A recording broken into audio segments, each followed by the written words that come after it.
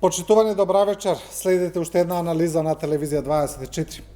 Откако парламентот го донесе толку оспоруваниот закон за јавното обвинителство, власта тврди дека тој ќе овозможи сега спроведување на правото и правдата и при тоа одржа еден протестен марш што беше вчудоневедувачки за дел од познавачите и од оние кои ја гледаат целата ситуација, за тоа како владеачката партија маршира за право и правда. Исто така, го чекаме почетокот и на предизборната кампања и тука има доста комбинаторики кој со кого би коалицирал, можеби и во предизборна коалиција, а што би се случувало и потоа. Ова се дел од темите за кои ќе разговараме вечерва со нашите гости. Тоа се Џабер Дерала од невладината Цивил, Љубомир Јосифовски, поранешен пратеник од редовите на НСДП, како и Петар Богоевски, кој во моментов го промовира македонскиот концепт. Почитувани, го чекаме доаѓањето на Џабер Дерала, тој треба да пристигне секој момент. Ние почнуваме со емисијата. Јосифовски, го видовме она што се случи после усвојувањето на законот за јавното обвинителство. Владеачката СДСМ ги повика граѓаните да излезат на марш за право и правда. Па сега многу од познавачите го постави прашањето за кого или против кого маршира владеачката партија. Па гледајте, можда е тоа прашањето што е поставено, меѓутоа мислам дека на граѓаните им е јасно дека се работи за предизборен митинг на Социјалдемократскиот сојуз и коалицијата што е околу него и дека едноставно тоа беше вовед во партиските активности кои што следат на наредните парламентарни избори. Она што за мене е можеби непријатно од една позиција на граѓански поглед е тоа што се дига премногу фама, а самите и иницијатори и учесници и целата владина коалиција укажува дека правда нема. Тоа го каже и господинот Заев на самиот митинг. И дека целокупниот труд кој што треба во иднина да се вложи ќе биде за реално носење на правдата. Јас имав едно искуство во 2015 година кога влеговме на 1 септември во собранието и тогаш го донесовме законот за специјалното јавно обвинителство.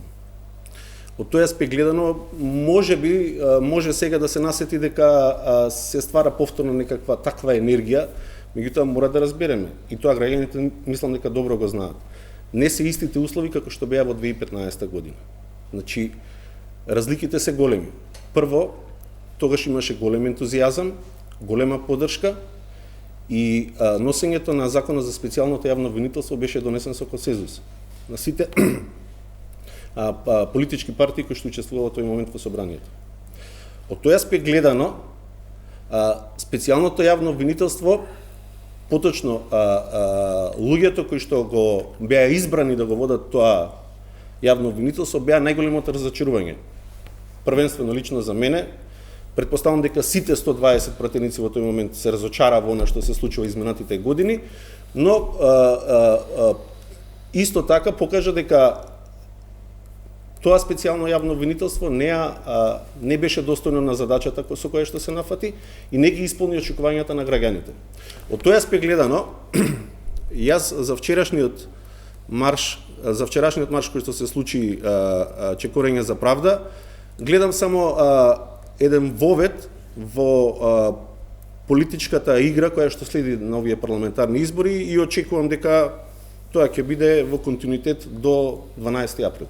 Да, Богоевски, ова што го вели Јосифовски, го кажа и дел од другите аналитичари, да речеме, дека на некој начин дека власта се обидува на некој начин да ги рекреира не условите, туку сликата од 2016 година, кога постоеше шарена револуција, кога се формираше специјалното јавно обвинителство, потоа на некој начин да ги потсети граѓаните на таа енергија, но дали е исто? Дојде време за реставрации. Тоа сега да ме прашате. Да. Зоран Заев се обидува да го реставрира времето од 2016 година, енергијата. а Христијан Мицковски се обидува да го реставрира груевизмот. Така да и двајцата се реставратори. За среќа јас сум и останав и ќе останам реформатор. И во тоа и се разликуваме суштински со нив двајцата. Ке ми дозволите, благодарам на покана, прекрасна емисија, респектабилни гости, и ќе ми дозволите минута плюс, сакам да кажам нешто за овој закон суштински, а после може да дискутираме и за другите детали. Јас мислам дека и останувам на ставот кој најавив промоција на македонски концепт, дека на Македонија е потребна реална опозиција, бидејќи Христијан Мицковски работи за Зоран Заев. И сега луѓето да речат, па како е тоа можно? Нели тоа е туку луд противник на него. Преку примерот на ЗЈО ќе ви објаснам како е тоа можно. Тоа е закон кој суштински ништо не решава. Апсолутно ништо. Смешен закон. Оние работи, да, оние работи кои си стојат во ЗКП, си остануваат исти, без промена.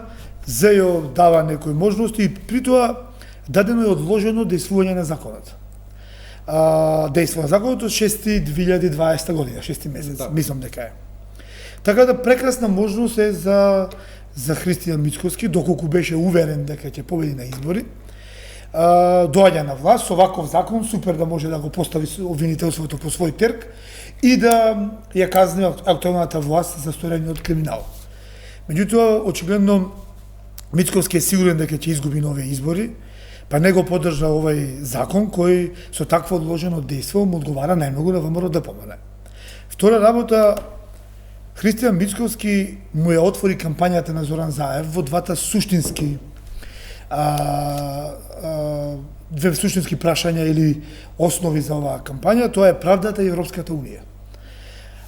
Не поддржувајќи го овој закон, му даде на Заев да ја киднапира борбата за правдата и затоа фактички Мицковски му го предизвика и му ја создаде можноста за марш за правда на Зоран Заев. Бидејќи Заев со ова станува единствен борец за правдата во земјата, а ВМРО-ДПМН е не ВМРО-ДПМН, Тимо Мицковски него кумина советскиот блок на ВМРО-ДПМН останаа дека се борат против правдата. Со тоа на Заев му поклонија цела теза за оваа кампања и Заев тоа го зграба вене со тој марш и така натака, и тоа веројатно ќе го тера до крај на кампањата. Од пиар аспект сакате да кажете, ако СДСМ маршира за правда, ВМРО нема за што, за неправда. За неправда, очигледно ВМРО. Не ВМРО, се извинувам, тимот на Мицковски, советскиот блок од ВМРО-ДПМН.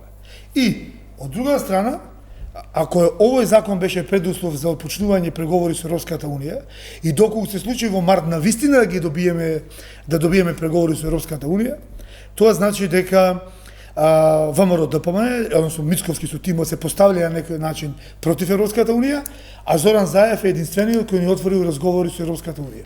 Со тоа на Заев му исполнува неговата неголема желба, тоа е киднапирање на европската агенда.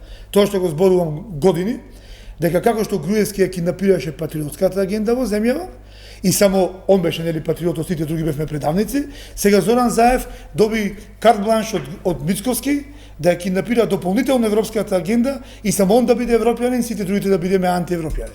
Значи, буквално со ова поведение во парламентот, со оваа одлука на Мицковски и советскиот блок во ВМРО-ДПМН, ние де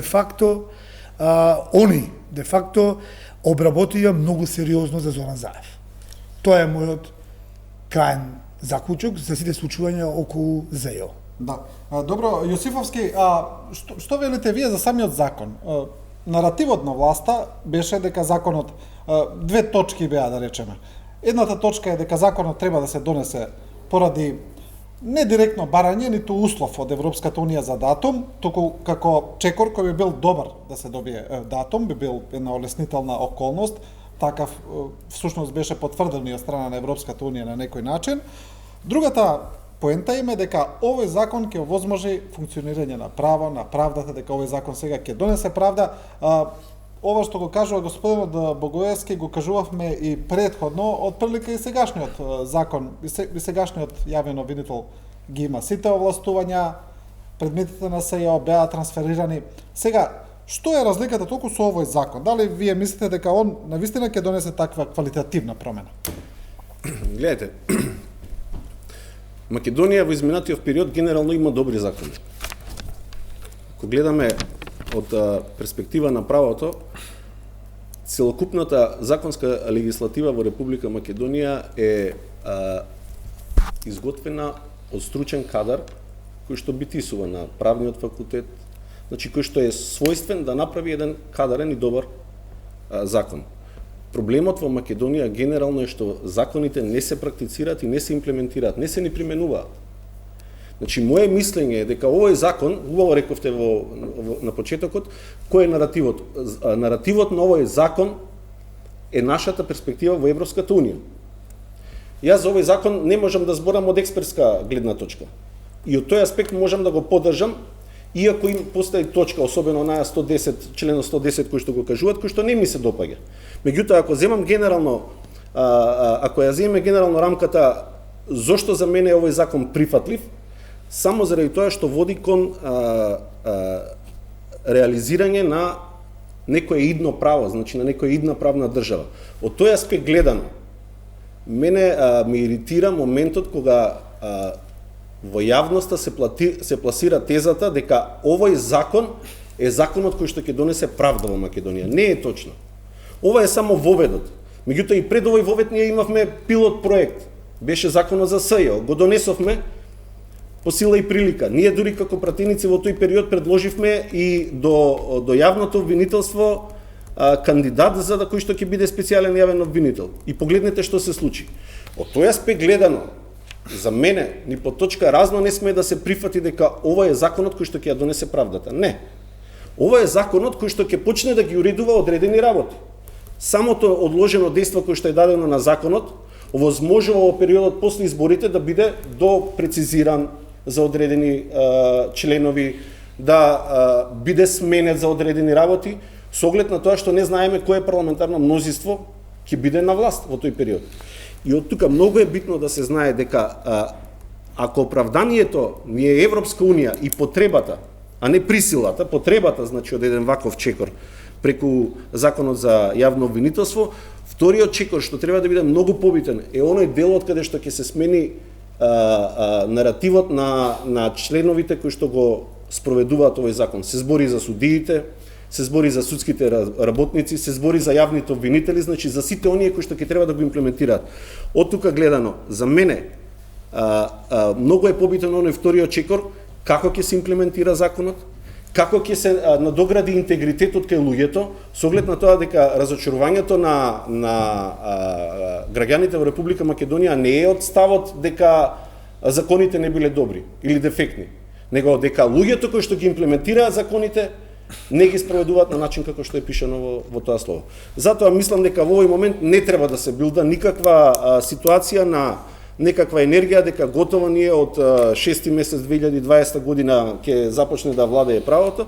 Напротив, мислам дека ова треба да биде само вовед во една ситуација во која што сите чинители во власта, идна, сегашна и мината, ќе бидат свесни за својата одговорност и начинот како ќе ја практицираат. Во спротивно, ќе се случи тоа што ни се случи во изминатите периоди. Ќе споменам, 2006 година се случи дебакалот на СДСМ. Не дај Боже да се повтори сега повторно, од аспект на тоа дека ВМРО со ниеден од чекорите во изминативе 3 години не докажа дека треба да ја превземе власт. Добро, ова е интересно што го спомнавте, бидејќи за дебаклот на СДСМ во 2006-та многу се обвинуваше и вашата тогашна партија и вашиот лидер и коалицијата со Груевски. Така и мислам дека и ден денеска стојат истите услови. Можда не е веќе во прашање политичка партија каде што членов на времето, многу повеќе е битно дека владеачката структура нема капацитет да ги апсорбира квалитетните кадри. Луѓето кои што знаат, умеат, можат и сакаат да си ја завршат работата. Наспроти тоа, беа донесени луѓе кои што немаат никаква врска нити со политика, никакво политичко разбирање на државата, нити поучествуваа било кој од процесите во изминатите 11 години кога се рушеше режимот, а сега станаа еклатантни лидери на новите времиња, како да кажем. Да. Добро, господине Дарал, добро вечер, стигнавте со мало задоснување. Значи, ние ве најавивме се, кажавме дека малку ќе задоцнете, сега ќе мора да ве вклучиме директно без припрема, немате право на спремање, да. Секој сме Морате припремени. вака од нога директно. Така. Значи почнавме нели со она што го најавивме, со новиот закон за јавното обвинителство, со маршот на владеачката СДСМ, со критиките кон тој марш во однос на тоа дека владеачката партија маршира за правда, со целата иронија во тоа, а вие бидејќи бевте и еден од говорниците таму на тој настан, па еве за вас тоа прашање. Дел од тоа го зборуваше и господинот Јосифовски. Има две-три прашања во ова што го кажавте. Се разбира, да почнам со последното. Јас бев поканет како представник на граѓанското општество. Откако размисливме, јас и моите соработнички и соработници за тоа дали и како треба да се вклучам, имаше разлики во мислењата, меѓутоа на крајот пресеков и реков дека ќе одам таму како граѓанин, пред се, и како активист за човекови права веќе 30 години, можам да кажам, и сметам дека тоа беше добра можност за представник на граѓанките и граѓаните. Еден од нив, сега јас не можам да преюдицирам дека јас сум нивни представник, меѓутоа еден од луѓето кои живеат во оваа земја, кои поминале многу премрежија во поглед на таа тема и се уште поминуваат, сметав дека е добра можност да се искаже ставот и при тоа да се искаже и критиката. Мислам дека тоа беше убав гест од СДСМ да ја отвори сцената и да каже ајде, еве, еден активист за човекови права нека зборува на таа тема. И јас ја искористив таа прилика да упатам остри критики кон оние кои во минатото го уништуваа владењето на правото и ја разградуваа државата. Овде имавме ситуација во која со години гледавме и по падот на режимот, гледавме како судството реагира, односно не реагира на еклатантните примери на кршење на човековите права, на суштинските продори во тоа што значи право и правда во земјата, со сите тие одложувања на судските процеси, со одложувањата на мерки кои требаше да донесат повеќе правда, иако нели СДСМ беше на власт и така натаму. И имав можност, ја искористив таа можност, навистина би рекол максимално, да ја упатам својата критика и кон СДСМ и од сцената. Впрочем, укажав дека можеше СДСМ да чекори похрабро во изминатите 2,5 години и дека можеше да направи повеќе чекори за да видиме ние побрзо и поефикасно владење на системот. Се разбира, ние при тоа ја имаме и пред себе сликата за композицијата на моќта во парламентот. Да не заборавиме, се работи за 49 пратеници од 120, кои потоа влегува во коалиција со партија која 11 години, 10 години беше добар партнер на претходната власт. Јас се надевам дека тука ќе имаме сведоштва еве од луѓе кои беа поблиску во политиката. Ние сепак сме луѓе активисти кои можат подалеку да ја гледаат таа ситуација. Луѓето кои биле внатре во тој систем може да кажат повеќе, сигурен сум. И се разбира, јас тој марш го видов како покана за сите што се засегнати со правдата и со потребата да се има правда. И при тоа, ова не го кажав во ниедна прилика, меѓутоа добра можност сметам дека е тука, можеме да дебатираме и на таа тема, се разбира. Со ова јас лично, како граѓанин зборувам, видов дека сепак постои некаква подела на власта. Значи, имаме судска власт која е третирана независно и имаме политичка партија, имаме граѓански организации, имаме други политички партии, имаме парламент кој навистина до последниот момент во една возбудлива трка со времето донесе закон, се одважи и со двотретинско мнозинство донесе закон, што е исто така многу важно и за одбележување, и светот тоа го гледа како максимално добар сигнал дека ние во оваа земја можеме да се согласиме околу битни прашања без оглед на политичките, етничките и другите разлики. И не гледам дека тоа беше чудно, напротив, сметам дека со тоа се дава до знаење дека во оваа земја веќе партијата, судството, парламентот и државата не се едно те исто, дека има поделба на власта, дека има поделба на моќта. Но влеговте во опасност да бидете политизирани, нели? Бидејќи секогаш зборување на митинг кој се организира од партија, ја има таа опасност. Јас не се чувствувам да етикетираат подоцна, да. Јас не се чувствувам дека сум бил доведен во опасност заради тоа што мене ми беше даден просторот максимално. Ми беше даден просторот да зборувам тоа што јас го мислам и што го чувствувам. Значи како поединец. Да. Господине Дерала, знаете каде сгрешивте највише? Само малце да се докажам. Значи, јас излегов на сцена за да го кажам своето мислење. Никој претходно не ми даде никакви насоки, ниту пак се работи за било каква контролирана ситуација. Напротив, мислам дека они беа организаторите беа во ризик. Да. Се донесува во ризик. Каде сгрешивте највише? Самите спомнавте дека кога ви била дадена поканата сте размислувале како ќе настапите и што ќе кажете. Да. Сте правеле проценки. Да. Значи првата грешка што ја направивте е што во таа покана не ја кажавте критиката што е реална. Значи вие наговестивте и побаравте идните чекори да бидат храбри и похрабри од минатите. Не ме цитирате како што треба. Добро, значи, јас реков, можевте да чекорите похрабро. Значи тоа не беше, тоа го кажавте како критика. Знаете што значи да, тоа? Ама само да ви кажам. Знаете ли што значи тоа?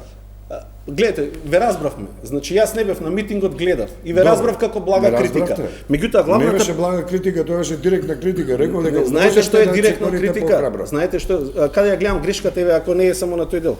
Ја гледам затоа што нашето дружење беше во 11 години додека беше режим. Тука ја гледам целисходноста на невладиниот сектор. Тука го гледам вашиот ангажман дека допринел до одредени работи. Не се дружевме во тие 11. Ние не, јас и вие не. Меѓутоа вие присуствувавте, бевте во граѓанскиот сектор кој што се бореше против рушење на. Јас не зборам за персонално. Значи зборам не зборам јас за персонално. Не се дружевме, особено граѓанскиот сектор беше. И при тоа ве молам. Значи јас на таа сцена се качив како граѓанин. Тоа сака да ви кажам, значи тоа е, тоа е, вас не ве препознаа како индивидуалец, вас ве препознаа како представник на граѓанскиот сектор. Тоа е можеби најголемиот проблем. Од аспект наместо да бидете критичар, значи по дефолт. Јас морам имајте нум по дефолт. Граѓанскиот сектор никогаш не е партнер на владата. Јас морам да ве потсетам дека во оваа земја политичката култура е на многу ниско ниво. Толку е поларизирана. Вие што и да направите, што мислите дека ако не бев присутен јас таму дека немаш да продолжат со истите етикети? Ајде ве молам, погледнете. Што им се случува на активистите за човекови права во Северна Македонија? Што им се случува секојдневно? Политичките партии се далеку позаштитени од нас, новинарките и новинарите и активистите. Знаете зошто? Заради тоа што ова општество е толку поларизирано што ако не сте со едните, тогаш мора да сте со другите.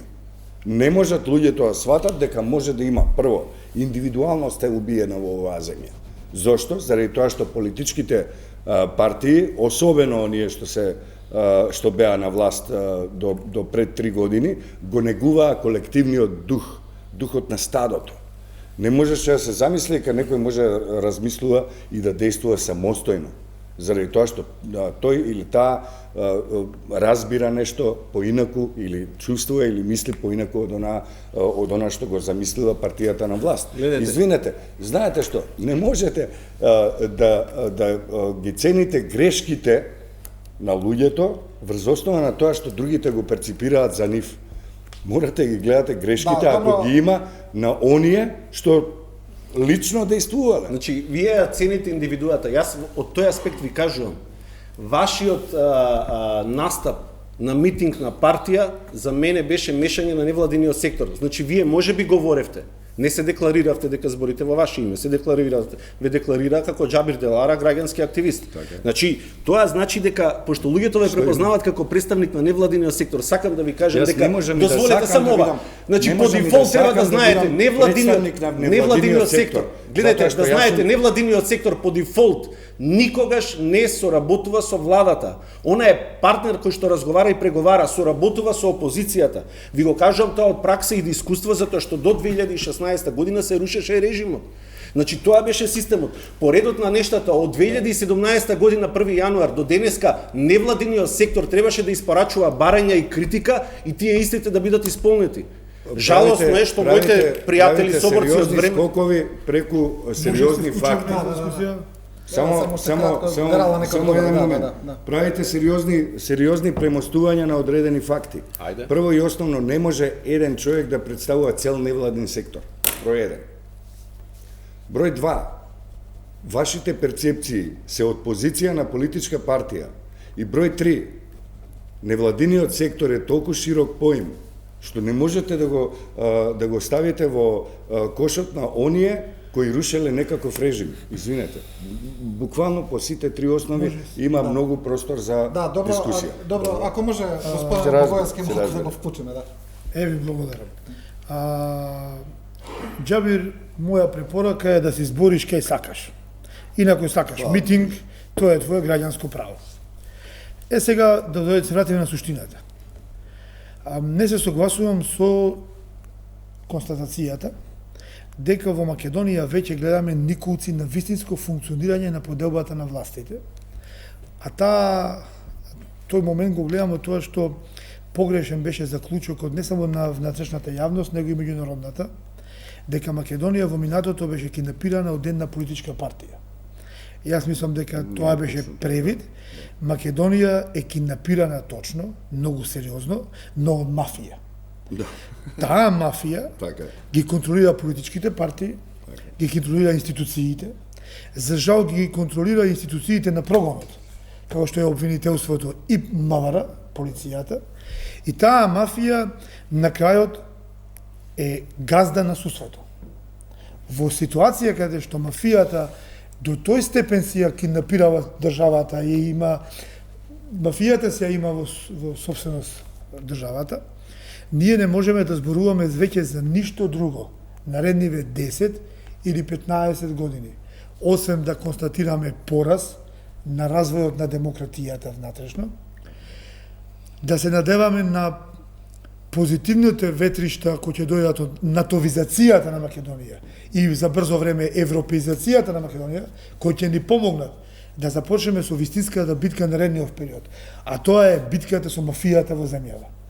Ние наредните 10 до 15 години, паралелно со процесот на европеизација на ЕУ, ќе треба да спроведиме многу силна анти-НАТО, анти-мафија акција. Таа анти-мафија акција ќе биде клучна за да завршиме успешно со преговорите со ЕУ. Нема да влеземе во ЕУ по новата методологија ако не ја завршиме домашната задача. Ние денес веќе изгубивме поента да зборуваме за идеологизација во општеството, за идеологија и разлика, па сега за да станам као десничар, наспроти тебе као левичар и така натака. Изгуби поента тоа. Ние наредните 10-15 години мора да работиме на деидеологизација на општеството, работа и само работа да ги издигнеме државните институции, да направиме вистинска држава. Односно ние викаме македонски концепт да направиме нормална држава, па тек после тоа ќе се поделиме на левичари, десничари, либерали, либерални конзервативци и Бог знае какви се, каде што ќе можеме да дискутираме нормално и идеолошки причини да поддржуваме или не закон или законски решенија. Во овој момент имаме насушна потреба за да ни преживее државата и граѓаните, да ја победиме мафијата и да воспоставиме владење на вистинска република. Ние не сме сега во овој момент вистинска република. И тоа ни го покажа дечките од империја, дечките од еден куп предмети кои кажаа дека они се собственици на републиката. И они може да си нарачаат пресуди, може да си нарачаат поведение на обвинители и може да си нарачаат отстрелување на специјален јавен обвинител. До ден денес републиката не успеа да ја преземи силата во своји раце и да го одмазди специјалниот јавен обвинител. Тој беше отстрелен од страна на мафијата, а републиката не ја возврати на мафијата. Туку републиката сега се обидува со платени неколку милиони новинари да докаже дека Замислете, мафијата била под многу тешка состава и атак од обвинителството. Замислете, имаме новинари кои денес пишуваат тези дека мафијата била под напад од обвинителството. И тоа било страшно за државата. Замислете. И тоа се нарекуваат себе си врвни новинари во земјата. Ситуацијата е многу сериозна. Мафијата, за жал, купи огромен дел од јавноста, од несополитичките партии и од невладиниот сектор, и од новинарската фела, и ние во оваа ситуација имаме многу тешка задача. А тоа е да ја завршиме, да ја доконституираме републиката. Чекай се да кажам за која мафија зборите? За вкупната мафија. Чекайте ме, ние мафија... Која е газда и на вашата партија, и на мојата партија, и на СДС. Значи вака, Дерала каже дека сум член на партија, јас овде не сум во улога на заштитник на нича партија, дури поранешната партија е нека биде. Поранешна. Значи, прво да расчистиме една работа, Богоевски. Мафијата ја победивме во 2016 година. Така сте мислеле? Не сме мислеле така, ние ја победивме. Режимот го сменивме. Така сте мислеле? Не сме мислеле, го сменивме режимот. 2020 сме видовме Проблемот е резултат. што од 2017 година навака, од 6 месец навака, ние сме во една ситуација кога државата ја превзема нова влада, нова власт. 2,5 години се недоволни за суштински промени. Доволни. Факт. Јас ви кажам, значи вие зборите на памет, а јас ви кажам од Не зашто ме обвинувате дека зборам на памет. Па еве ќе ви кажам зошто. Ние имавме специјално јавно обвинителство во кое вложивме Ама се. гледайте, не само надеж, и ресурси, и доверба, и се. Во две личности, дефектот да го кажете дека законот не беше... Дефектот е системски. Системот продуцира моќ на мафијата. А што поправаме со овој закон, ако е дефектот Ме системски? слушавте, джабер не ме слушна, став вие ме слушнавте. Да. Дека ништо не поправивме, кажав дека Тоа е вашата грешка. ЗКП се исто, ЗЕО тоа не е сме вашата ништо грешка, суштински. значи не ја разбирате суштината. Законот не го уредува само членот 110. Имплементирани се еден тон поправки на дополнување во законот кои што возможува усогласување и генерална рамка за делување на јавното обвинителство. Вие тоа не го читате. Вие сте го прочитале само членот 110, што и според мене И што овозможува? не е логичен. Што овозможува? Членот 110? Легализација на бегството на Никола? Не, тој не го овозможува. Што овозможува? Значи гледате, не овозможува. Одложено дејство на законот Знаете што за возможува мафијата законот? да одмори за време на избориве? Законот возможува да... Што овозможува? Па сега ќе ви кажам, не Што дозволува. овозможува? Еве ви овозможува Нас ни треба стриктен, ригорозен закон што ќе реши мафијата Па во сте го оваа прочитале ли земја. Не законот? само закон. И институции и поединци со персонален интегритет да ја речат мафијата во земјава. Е, тука е. Доста со приказната се. Значи нема законот од приказна. членот во. Значи законите се Имавме добри. закони членови. Имате проблем со интегритетот на личностите кои што го спроведуваат законот. Еве ќе видиме вие велите дека Дојде време Ја мислам за дека нова ако да се нова генерација Ми се чини дека ја зборувате не со само на глава, политичари. Може би грешен, да. и на чувари на законите во земјава. Да. Време е за тоа. Ете, новата генерација треба да има некакво искуство, не можеме да ги извадиме. Значи видовме новата Институционална генерација меморија? во 2006 година како новата генерација на Никола Груевски беше позиционирана на министерски места со кој знае какво искуство беа. Еве ги видовме. Вие Извинете, бевте што е разликата дел во бевте изминативе таа 2,5 генерација, години? вие. Па ние треба да бидеме таа, да ја увидиме таа грешка и да не ја Вие повторуваме. бевте дел од таа генерација. Јас би сакал нешто кратко да додадам во контекст на ова што кажа Богоевски, ме потсети и на наши средби и разговори во минатото и на самиот почеток, нели, на тоа надеж по 2016 година, а пред 27 април, кога разговаравме, меѓутоа исто така и пред да падне режимот, кога сме разговарале за тоа и јас самиот сум пишувал за тоа дека всушност државата не ја зароби една партија, како што каже и самиот Богоевски, не ја зароби ВМРО ДПМН, туку ја заробија повеќе партии, односно предходно пред да ја заробат повеќе партии државата, тие партии ги заробија и самата ВМРО ДПМН, која е голема партија, респектабилна партија беше на времето, од десниот, нели, блок, со кој можеби не се согласуваме и сето тоа, но таа партија ја киднапираа прво организирана група луѓе кои немаа врска со идеологијата на ВМРО ДПМН, со изворните идеи и така натаму, а потоа преку партиите како инструменти ја заробија и државата и ја држаа под заробеништо долго време. Тие се инсталираа во системот и се уште се инсталирани. Не случајно го споменав тоа и на говорницата и денеска, вечерва за 49 пратеници на СДСМ и воопшто композицијата, меѓутоа тоа е подолга анализа која можеме да ја правиме ако сакате, меѓутоа за композицијата на моќта во парламентот, за композицијата на моќта воопшто во системот. Тоа што го зборуваше Благоевски е многу силен аларм и нешто на кое треба да се замислиме секој од нас, без оглед на тоа дали имаме лева или десна провиниенција, дали сме во политичка партија или сме во бизнисот или сме во администрацијата или не знам каде. Мора многу сериозно да се замислиме заради тоа што тука зборува искусен човек од таа сфера и ги потенцира акцентите во извештаите и на домашните и на странските сериозни, релевантни институции и организации. Дека тоа е така. Да. Благоевски, и самиот го спомнате тоа дека доколку добиеме датум за почеток на преговори со Европската Унија, дека тоа може да стави некаков ред во работите. На НАТО де факто ќе станеме членка за еден месец од прилика, ќе бидеме полноправна членка, тоа е јасно. Но имаше и претходно некои размислувања околу клучните институции кои ја спроведуваат правдата, да речеме дека тоа е обвинителството и судовите, значи сите судови, дека освен тие преговори кои овозможуваат европски некој увид во нашето законодавство преку поглавијата на некој начин, тие ќе не контролираат до некој степен, особено што новата методологија предлага преговорите да почнат со владење на правото и да завршат. Владењето на правото ќе биде цело време низ нив, да. Но мислите ли дека имаше и повици дека можеби треба едно подиректно вклучување на меѓународната заедница во насока на контролирање на тие институции преку некаков заселен мониторинг, па дури имаше и повици за една уште потврда инволвираност, нешто што мирисаше понекогаш и на некој начин на протекторат.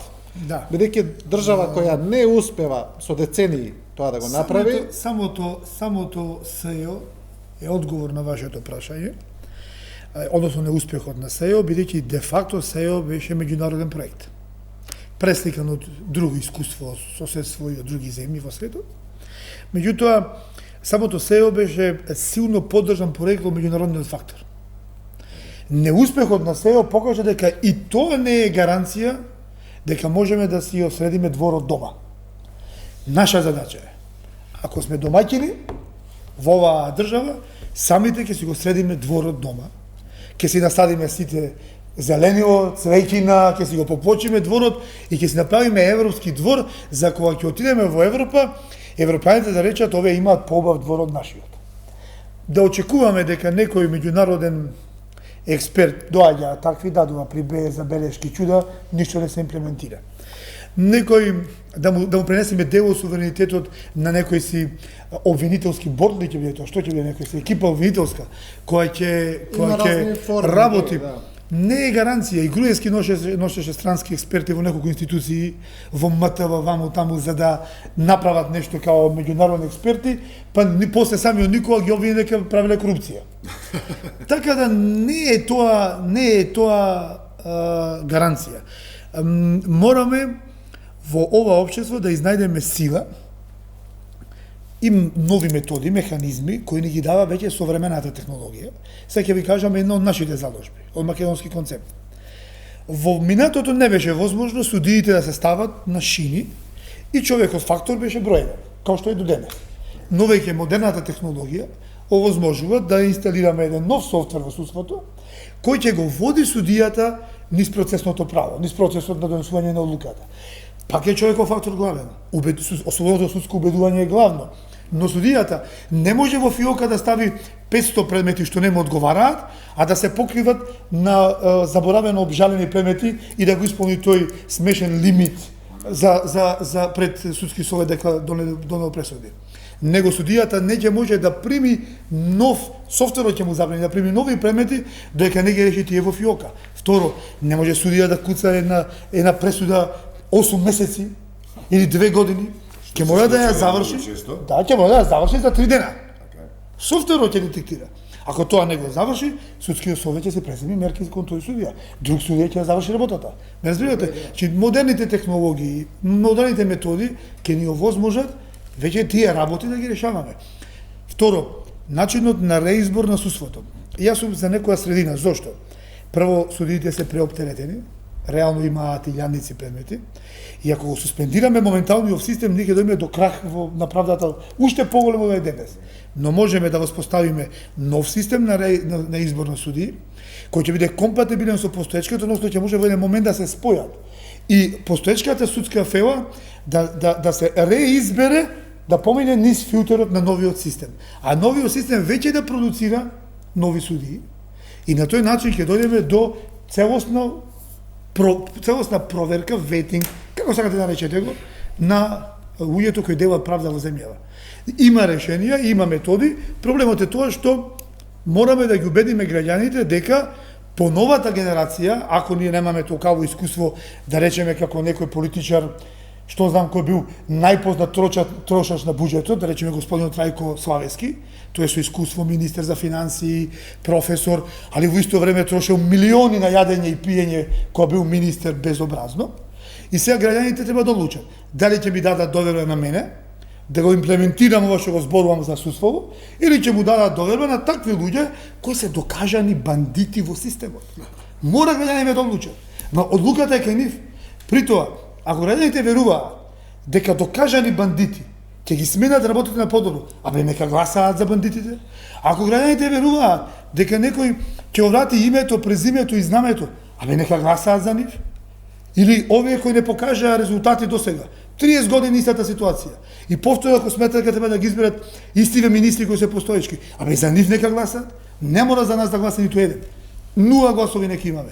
Но нема да се обесхрабриме да продолжиме да европеизираме земјава, и односно да се го уредиме самите дворот, зашто јас имам деца. Сите ние имаме деца. И оваа држава треба како нормална и вистинска држава да им оставиме на нив. Не можам да ги оставам моите деца, ме вознемирува помислата, да ги оставам на истата судбина која јас пораснав, остарев во транзиција, моите деца ги оставам да бидат слуги на мафијата. Сум собрал сила да се борам против тоа 30 години, тоа бил мојот порив да влезам на 15 години во политика, ќе завршам така со животот во таа борба, само и само на новата генерација да ја оставиме да живее нормално во земјава, и од тоа избегаат младите. Избегаат зашто не сакаат, оние што се разумни млади, да бидат слуги на мафијата и заменуваат, а не заменуваат за нешто друго. Да. Добро, Тоа е мотивот. Зашто сум и вечера тука. Да кажете. Јас би додал само тоа дека, впрочем, повикот и на невладиниот сектор, односно граѓанските организации, е токму тој да се обидува да направи што е можно повеќе за јакнење на политичката култура.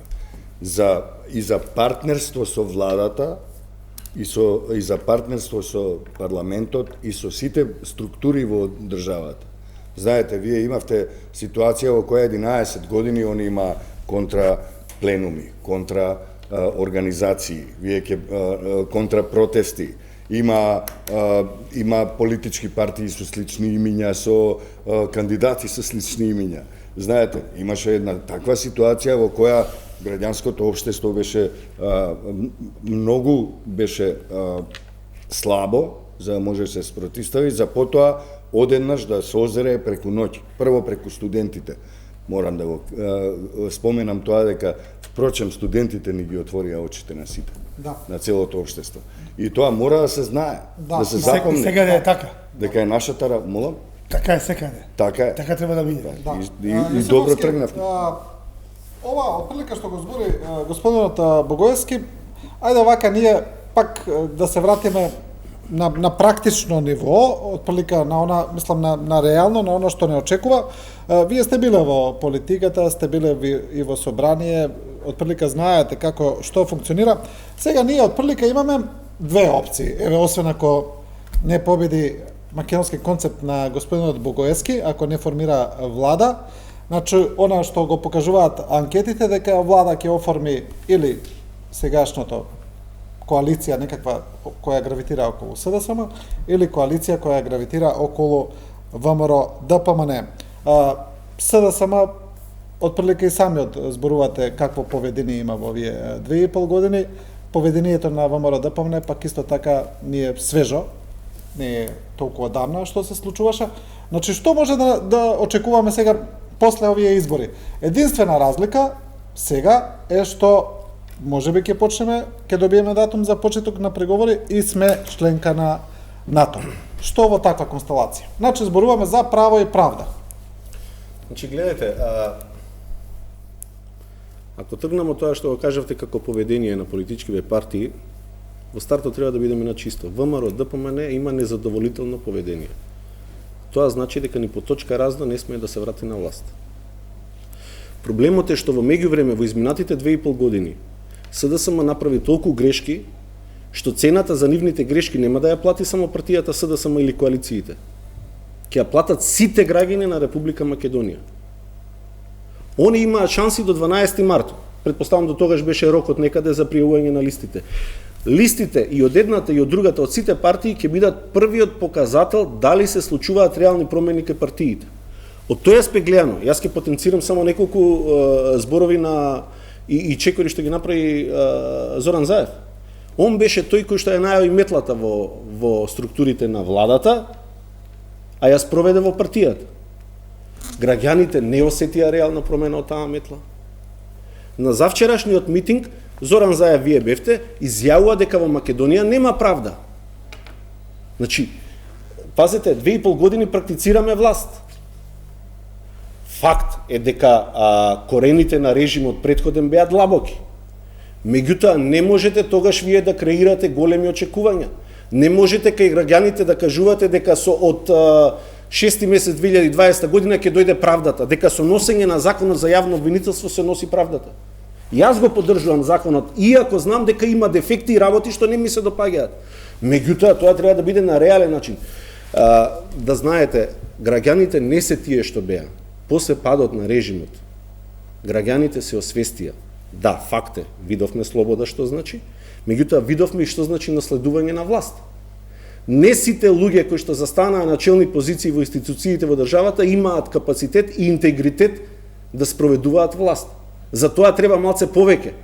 Тоа според мене треба да биде решението кој што доаѓа. Индивидуалци вака како Богоевски кои што имаат желба треба да бидат поддржани. Меѓутоа знаете што јас кога го гледам, знам со што ќе се соочи. Со работи што се соочувавме ние пред 20 години, пред 10 години, пред 5 години.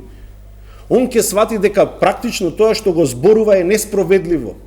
И заради тоа неговата работа не дека он не верува, него на крајот ќе испадне класична демагогија.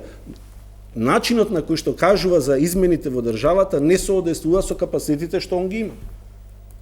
Од тука, според мене, потребна... Како ги оценивте вие така моите капацитети, извинете? Вашите не лични, да не зборам за... Не зборам за лични. Не зборам за лични. Да ги значи, вие колку што разбрав, ама вие зборите за себе сега или зборите за македонски концепт? Па и македонски концепт, па знаете ви нашите капацитети. Па јас не тргнав од вас, тргнав од искуството што јас го имам. Ние не бевме на вас до вчера или немавме 10 министри. Имате прилика на 12, значи. Јас се поддржам во вашата идеја. Сакам да ви кажам, ви благодарам, меѓутоа, дайте ми шанса. Ќе биде момент дека ќе свата дека е класична демагогија. Извинете да ве прашам, колку пратеници очекувате? Сега ќе ви кажам. Колку очекувате на бројка само колку? Новите избори точно е тоа, дека СДСМ и ВМРО ДПМН ќе има најмногу пратеници. Меѓутоа ние ќе одлучиме кој ќе биде премиерот. Вие колку пратеници очекувате? Не ми кажете демагошки, сега кажете колку пратеници? Ние ќе одлучиме кој ќе биде премиерот. Колку пратеници очекувате? Мора да имате некоја прогноза ако сте сериозни. Колку пратеници? Бројка. Ви одговорив. Бројка. Ние ќе одлучиме кој ќе биде иниот премиер. Не, како со двајца пратеници? Најмногу пратеници ќе имаат ВМРО ДПМН и СДСМ точно. Значи вие колку пратеници очекувате? Немате проценка на таа работа. Сакам да ви кажам не со 20. Зашто мислите дека немаме проценка? Па еве не кажувате, ако имавте проценка колку пратеници имам друга проценка. Дека не треба во вечерашна емисија да го кажам. Добро, окей. Значи темата е што вие ќе направите со вашата проценка. Значи еве да ви кажам, во моментот по сите анализи што се прават на телевизија, 200.000 граѓани во Македонија се незадоволни. Добро, знам. Од тие 200.000, 150, може да се повеќе, 150.000 граѓани се оние кои што го поддржаа рушењето на режимот. Во превод, тоа значи дека тие се 15 до 20 пратеници. Дали знаете дека 15 до 20 пратеници, некоја екипа која што има искуство и која што дискутира во одредени кругови, цени дека со тие 15-20 пратеници нема да донесе добро на државата ако излезе како трет пат, напротив ќе донесе штета. И можеби тоа ќе биде една од причините зошто третиот пат нема да се појави сега. Таа екипа точно е заложник на мафијата. Не е заложник на Бидејќи на мафијата. Зошто мафијата не мислите ја дека е заложник? одговара да има 15 пратеници Дали сте опција вие- која е слободна од мафијата. Не е поентата, тоа не е. Тоа Значи, е поента. Гледате, слушайте. Станува збор за Пазете, воспоставени елити политика, и антиестаблиш само да расчистиме. политика. Политика не е гранапчи бизнисче у фирма да се води. Тоа да расчистиме. Мицковски експерт за гранапи. Да, значи, Ја не да, користам значи да ви гранапи. кажам, Значи, да ви кажам, политика кога размислувате мора конкретно со бројки да имате. Многу конкретно. Значи 15 пратеници во моментот Имаме кои што се воспоставен слободни на теренот, естаблишмент, не ја менуваат политичката слика, на мафијата штетат на државата. и луѓе кои се обидуваат да го симнат воспоставениот Но естаблишмент. чекај, не се надвикуваме, сакам само да се доискажам. Таа екипа која вие спомнавте, јас со глава ви гарантирам и без да ги кажете кои се Значи, луѓето, ова- дека се дел од киднапираните. Поентата е да ви кажам Ова дека вие Јосифовски го зборувате зошто нема трета опција? гледате клима за трета опција изминативе 2,5 Ние немаме години. амбиција да бидеме трета опција. Ние Добре, сакаме да што бидеме сакате прва да бидете? опција, а втора опција си е мафијата. Па- Они се заедно исти и ние сакаме да бидеме прва опција. Во никој случај не помислуваме да бидеме трета опција. Да. Значи, само да се доискажам. Да. Сега. Значи, главното што е, трета опција, клима за трета опција постои. Меѓутоа, било кој индивидуалец, група, кој што ќе се нафати да го превземе третиот пат во моментот, ќе направи штета на државата. Тоа е моje мислење и убедување. А што треба направат? Во моментот Да ги поддржат постечките елити кои се докажа Не, многу не. овие 30 години. Граѓаните не се повеќе за морчиња на ланец кои Да што треба да бойкотираат? прават. Имаат 150.000 доволна свест, како рече господин Дерала. Значи што сите да си прават? индивидуалци со своје собствен памет. Што да прават граѓаните? Па не може ние, јас и вие да им кажуваме. Апсолутно. Вие можете на вашите членови, значи јас Не, кажам на сите дека граѓани им кажуваме, им предлагаме. Не, и онди вие бараме предлагате, доверба. вие предлагате. Јас Вие сте кажам моje прифатиле мислење. многу аргументи од господинот Мисковски, кој сум јас да ви кажам како да гласате, а лидер Господи. на најголема партија, замислете. Не. Значи, ние, ако имаме амбиција, биме политичари, затоа постоиме, да им предложиме на граѓаните и да побараме од нив доверба.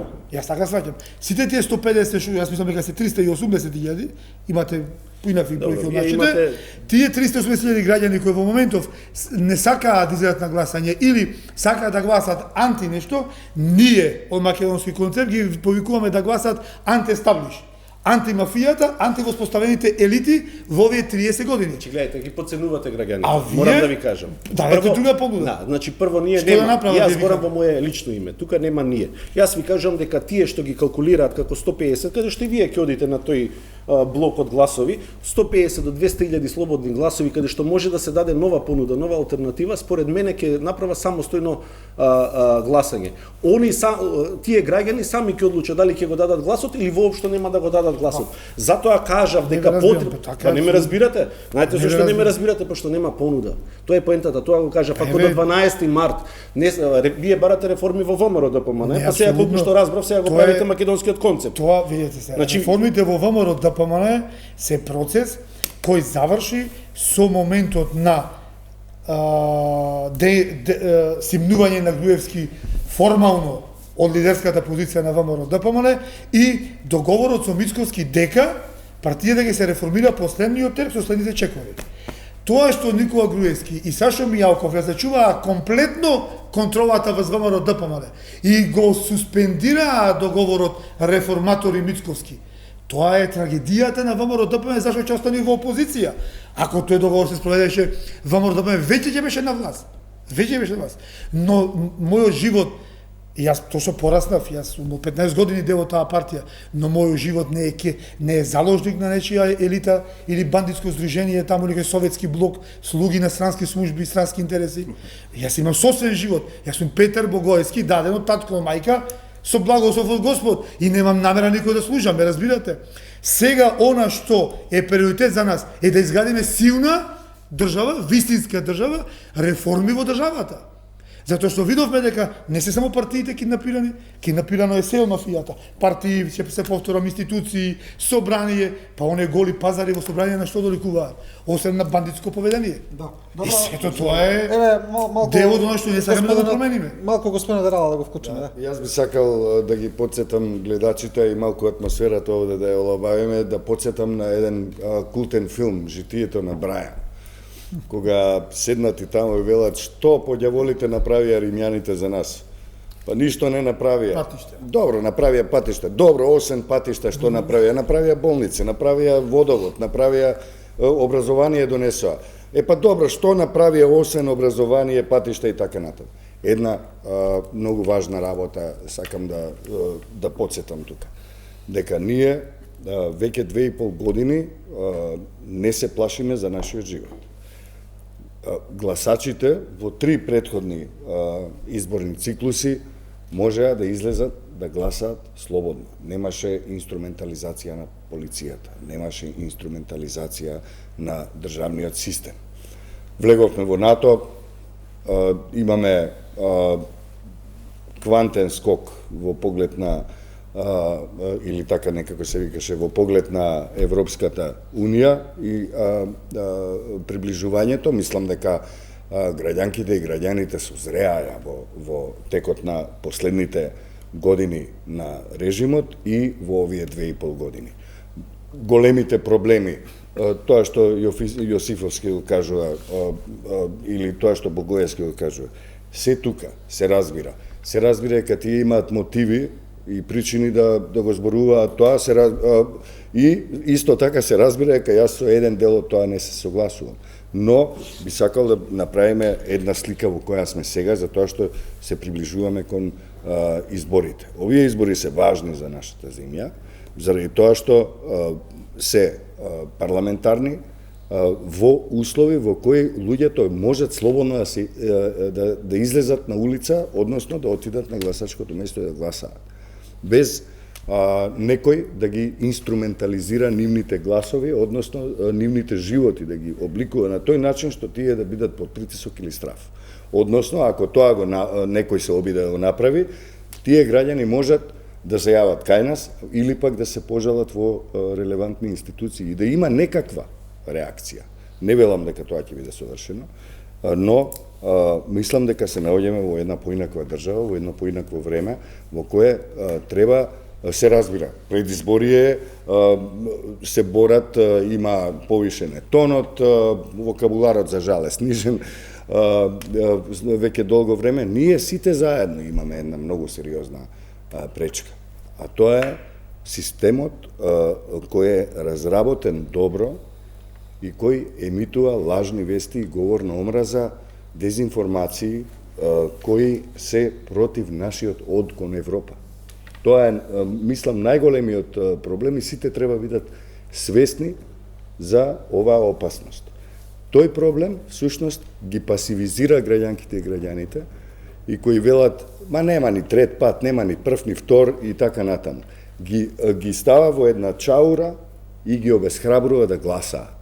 Напротив, треба да излезат надвор од таа чаура, да се освестат дека лажните вести и дезинформациите се голем непријател. И треба тоа да го соочат, да се соочат со тоа и да продолжат понатаму. Да. Добро, мене ми сигнализираат од режијата дека мораме кратка пауза да направиме за реклами. Се враќаме брзо, останете со нас.